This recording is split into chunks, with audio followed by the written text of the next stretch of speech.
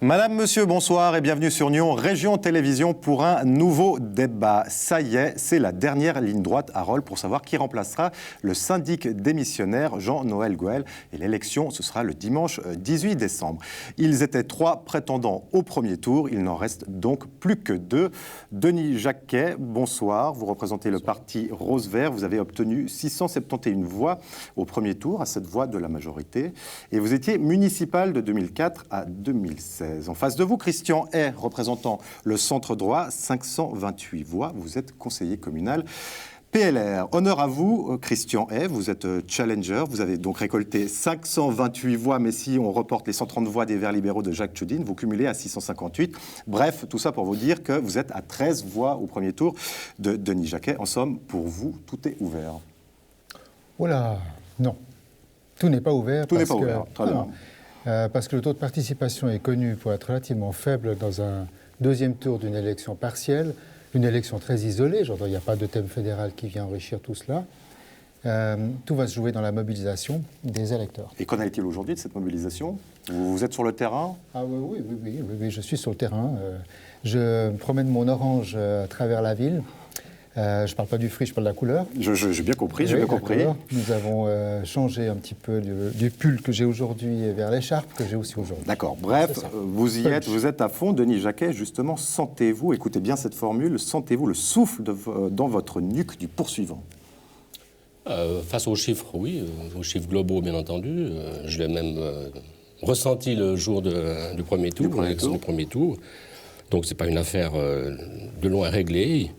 Et donc je sens le souffle. Donc vous êtes en état d'alerte, car vous n'êtes pas dans un fauteuil. D'accord. Vous battez le pavé également ? Oui. Est-ce qu'on peut dire, messieurs, sans trahir des secrets de coulisses, sans faire d'annonce choc non plus, qu'on a sur ce plateau certainement le prochain syndic de Rolle ? Denis Jacquet ? Évidemment, c'est en 2 étapes, donc c'est difficile de prétendre aujourd'hui qu'on a le futur syndic sur le plateau. Je n'irai pas jusque-là, mais en tout cas, j'ai annoncé la couleur lors du premier. Vous êtes relativement clair, effectivement. Je suis assez clair, oui. Christian, oui. Moi, je pense que c'est une chose qui se décidera dans le cadre de la nouvelle municipalité, et je n'ai pas l'intention d'en parler trop. Très bien. Commençons à parler de ce second tour, donc il sera voté le 18 décembre. On a choisi plusieurs thématiques. Commençons par le dossier Schenk. Denis Jacquet, vous étiez municipal alors au moment de façonner ce dossier. Aujourd'hui, vous dites comprendre un petit peu la réticence des habitants. Mais si vous étiez élu, qu'est-ce qu'on doit faire ? Schenk, c'est quand même une entreprise très importante, 124 emplois. Est-ce qu'on peut négocier si longtemps avec la population sous peine de voir Schenk s'en aller? Oui, je pense qu'on peut regretter, effectivement. J'ai eu l'occasion de rencontrer les opposants à ce projet depuis notre dernier débat. Et c'est vrai que c'est un projet qui marquera la ville s'il se réalise dans le contexte actuel. Je peux regretter, effectivement, qu'il n'y ait pas eu une discussion ouverte avec la population face à ce projet de manière à ce que... C'est-à-dire qu'au moment de créer, de façonner ce dossier, vous auriez d'abord dû sonder la population pour... Je ne suis pas en charge de ce dossier dans l'absolu, hein, donc chacun a sa méthode, mais c'est vrai que rétroactivement, je trouve qu'effectivement, il aurait dû y avoir une... Excuse-moi Denis, l'ancienne municipalité a eu 2 séances publiques pour présenter les projets. La première phase qui a fait l'objet de beaucoup d'opposition et qui a été retravaillée, puis une deuxième phase qui a fait de nouveau l'objet d'opposition que votre municipalité, ce printemps, a levée. Donc on ne peut pas dire que la population n'a pas été entendue véritablement parce qu'il n'y a pas de processus, je dirais, prévu pour que Monsieur Tout-le-Monde puisse donner son point de vue sur le projet Schenk. Qu'est-ce que vous feriez, Christian ? Oui, attends, parce que c'est pas si simple que ça. Par contre, maintenant, le sujet est au conseil communal qui va accepter ou refuser les propositions de l'ancienne municipalité, à savoir de lever les oppositions, entre autres. Il y a 2 hypothèses, mais je pense qu'en fait, une seule va tout de suite se concrétiser, c'est que si le conseil communal approuvait ce que la municipalité antérieure, celle que tu as présidée au moment de la décision, eh bien, il y aura un référendum. Est-ce que le Conseil peut demander un référendum automatique ? Spontané, oui. Même la municipalité en place peut également... Bon, si je comprends bien, dans tous les cas, on va vers un vote populaire. Voilà. Maintenant, je pense qu'il ne faut pas que le débat autour de l'élection d'un nouveau municipal se limite à Schenk. Moi, je pense que c'est un problème beaucoup plus général d'intégration d'une grande quantité de nouveaux habitants, que ce soit au nord de la gare, que ce soit à Soubelfontaine ou bien que ce soit au centre-ville avec la zone Hamel. Et on a un défi important parce que la population de Rolle pourrait augmenter de l'ordre de 15% si les 3 projets se réalisaient d'un coup. Il y a un grand défi d'intégration. Et moi, ça, c'est mon souci qui prime, je dirais, les volumes de Gare Nord-Schenk. Moi, ce qui m'interpelle à Gare Nord-Schenk et ce que je pense que je tenterai, j'espère pouvoir influencer à la municipalité, c'est une meilleure intégration du quartier dans les circuits de la ville, que les gens d'en bas aient envie d'aller en haut et que la voie de chemin de fer ne soit pas une barrière. Très bien. Denis Jacquet, c'est cette vision urbanistique du développement rollois. Oui, j'avais déjà relevé le fait qu'au fond, c'est 550 habitants qui sont prévus dans ce quartier. Pour une population de 6 000 actuellement. Voilà, pour une population de 6 000, nous avons un phénomène bien plus ample avec les quartiers Hutin, Maupas, Beaulieu et Baccarat. Donc vous pouvez où là, absorber ces nous nouveaux avons habitants. plus de 1500 habitants installés, donc on voit que c'est possible. Rappelons quelque chose. Le rapport est quand même différent entre les deux quartiers. Oui, rappelons une chose, Rolle a une sortie autoroutière, enfin une jonction autoroutière, a une gare régionale. C'est un petit peu le rôle de la ville que d'être justement un centre régional. Il va falloir composer avec ça aussi. Ah, tout à fait. Le canton nous l'impose. Le canton vous l'impose. C'est tout à fait en ordre. Encore une fois, pour moi, c'est un problème d'intégration. Tu as mentionné Baccarat. Pour moi, Baccarat est un désastre. Merci de le reconnaître. Baccarat, ce sont des gens certainement très bien, mais qui habitent à Rolle et qui n'ont pas du tout le sentiment d'habiter à Rolle. Il n'y a pas de commerce, il n'y a pas d'activité, il n'y a rien. C'est le désert autour de ce grand bâtiment. Des problèmes que la ville de Nyon a rencontrés ces 30 dernières années aussi en construisant au nord, c'est des problèmes donc que vous rencontrez à Rolle également. C'est-à-dire, c'est des problèmes que maintenant on doit anticiper pour assurer cette intégration des nouveaux habitants. J'ajouterais qu'effectivement, la tendance des villes, c'est de vivre en quartier. C'est vrai que je me souviens du quartier du Maupas, où il y avait des possibilités de construire, d'installer des artisans, des tea rooms, des choses comme ça. Et malheureusement, personne ne se présentait dans ces blocs vides pour occuper ces locaux. Parce que l'activité attire l'activité. Oui, mais c'est aussi compliqué pour un commerçant de se trouver isolé dans un quartier avec son activité suivant ce que c'est. Messieurs, on vous a demandé à tous deux de proposer une thématique à aborder dans ce débat. Denis Jacquet, vous voulez évoquer le cas des travailleurs sociaux de proximité. Qu'est-ce qu'il manque aujourd'hui à Rolle dans ce domaine-là ? Justement, je dois dire qu'au niveau de la ville, on assure quelque part le dialogue avec les jeunes jusqu'à l'âge de 15 ans, notamment par le centre socioculturel Sésame. Et à partir du moment où ils ont quitté l'école, où ils sont, je dirais, en apprentissage aux études, il y a toute une classe de jeunes avec lesquels on n'a pas la possibilité d'entrer en contact. Et c'est un peu dommage parce que c'est un moment charnière au fond de la vie de ces jeunes qui sont, je dirais, pour très souvent livrés à eux-mêmes, notamment le soir. Donc ça passerait par l'engagement d'un travailleur social de proximité. Alors oui, ou plusieurs. C'est un peu le principe qui existe d'ailleurs à Nyon, à Gland, à Morges. C'est quelque chose. Mais c'est quelque chose qui s'est discuté il y a déjà beaucoup de mois. Notamment dans le contexte de la sécurité et de l'entretien des bâtiments, parce que ces jeunes désœuvrés démolissent régulièrement des installations sanitaires publiques. Et donc, ça représente un coût de remettre toutes ces installations en place, ce coût qui pourrait être contrebalancé, effectivement, par une activité de type travailleur social, donc comme vous tu le dis. seriez favorable? Je suis d'accord, mais je veux juste préciser que c'est une mission qui a déjà été discutée dans l'ancienne municipalité, et je ne crois pas me tromper en disant que c'est une mission qui a incombé à mon ami Denis, qui n'a rien entrepris, et que maintenant son successeur, Loïc Aldiman, prend à bras-le-corps. Donc je veux dire par là, l'ancienne municipalité, qui était au courant des problèmes depuis fort longtemps, n'a pas entrepris Est-ce que c'est quelque chose que vous n'avez pas eu le temps d'entreprendre? Christian est mal informé, puisque j'avais déjà entrepris ce projet, malheureusement plutôt en fin de législature. Et la difficulté, il faut bien réfléchir à l'intégration d'un animateur de proximité parce que c'est quelque chose qui n'est pas si simple que ça. Et donc, il faut travailler avec la police, il faut travailler avec différents... Voilà. Et donc, c'est un... Mais ça ne s'est pas concrétisé. Mais j'espère, Christian, que si jamais tu es élu, tu auras l'occasion de voir la difficulté qu'il y a à monter des projets rapidement et puis de voir le temps que ça prend. Voilà. Très bien. Christian, votre thème, la thématique que vous souhaitiez aborder, c'est le déficit démocratique au sein des associations intercommunales. Ça tombe bien, on en parle un peu partout en ce moment suite à un communiqué, un rapport de la Cour des comptes. Soyez précis, s'il vous plaît, qu'est-ce que vous reprochez à l'organisation de ces intercommunalités ? Les associations intercommunales, on en a refondé tout récemment, notamment dans le domaine de la jeunesse.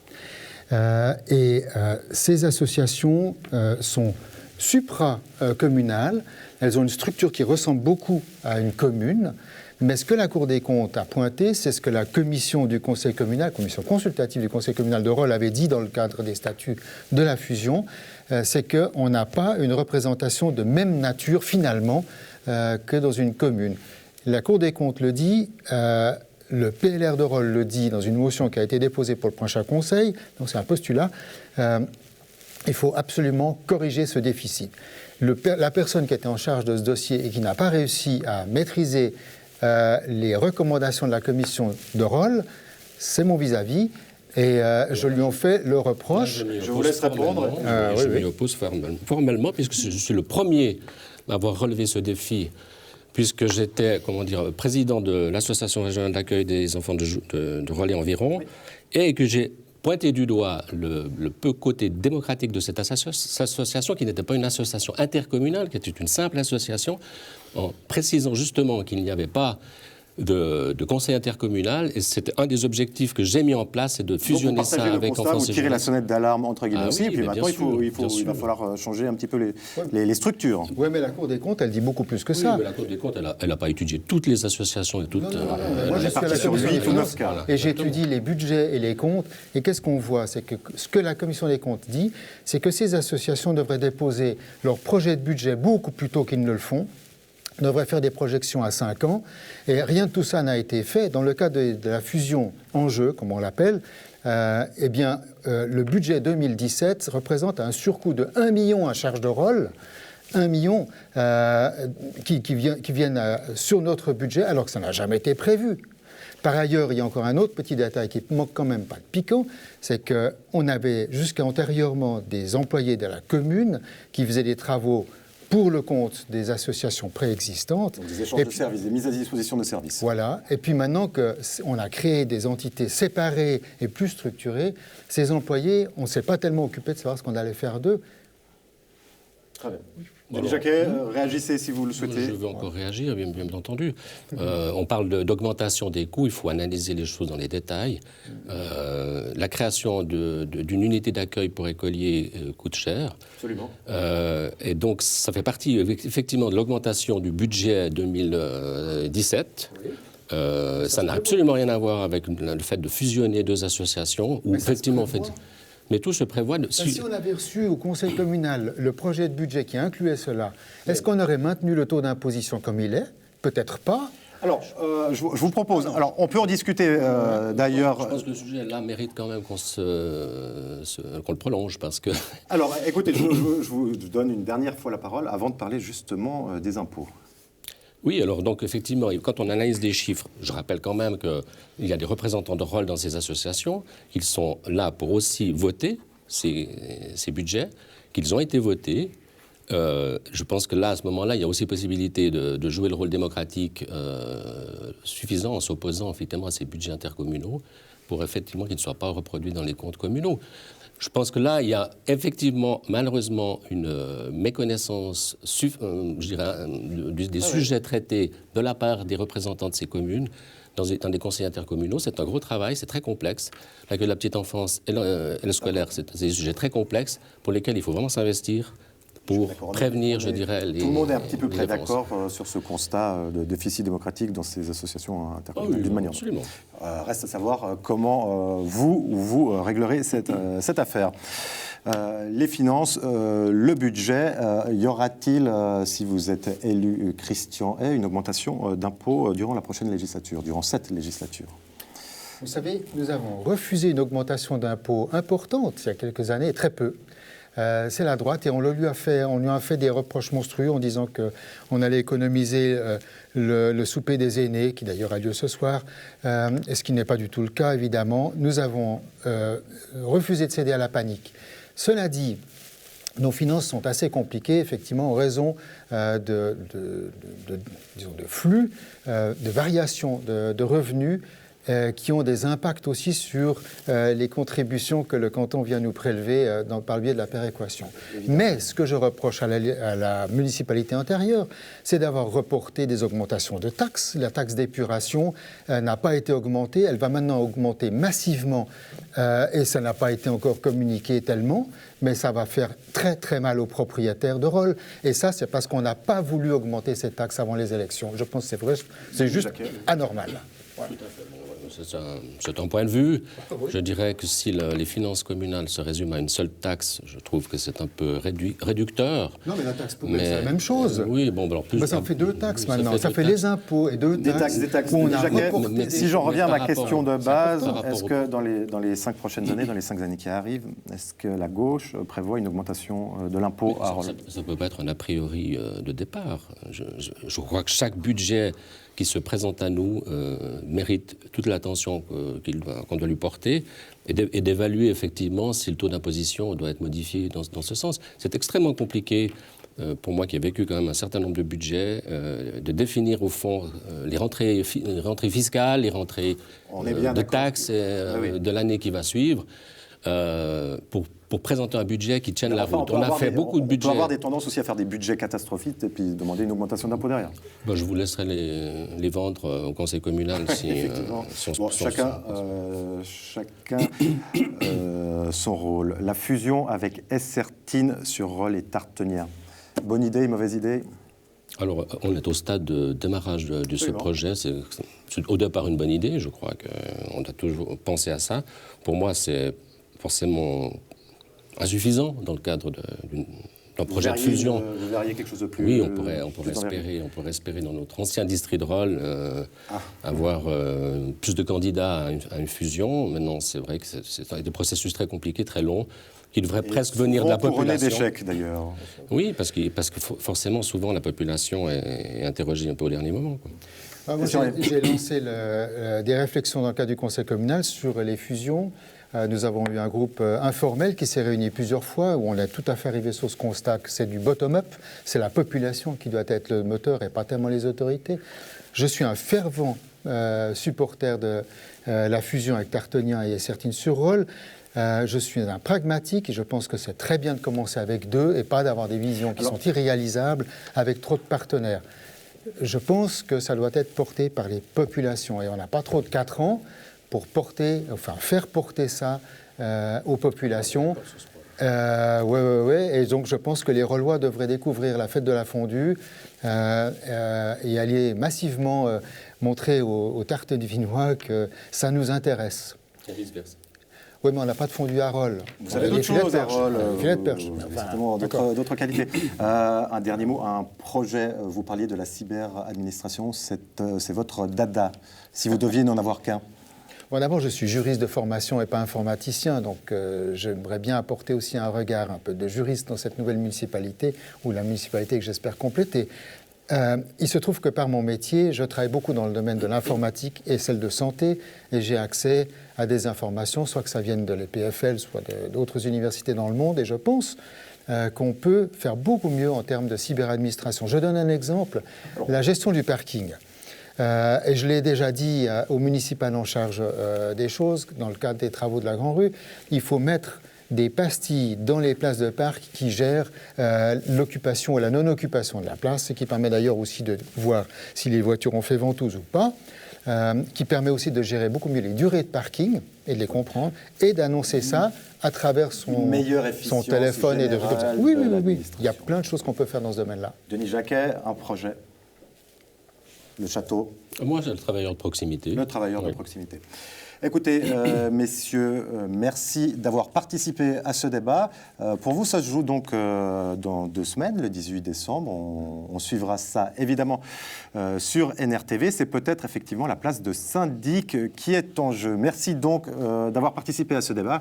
C'en est donc fini. On se retrouve évidemment la semaine prochaine pour de nouvelles aventures. Ciao, ciao.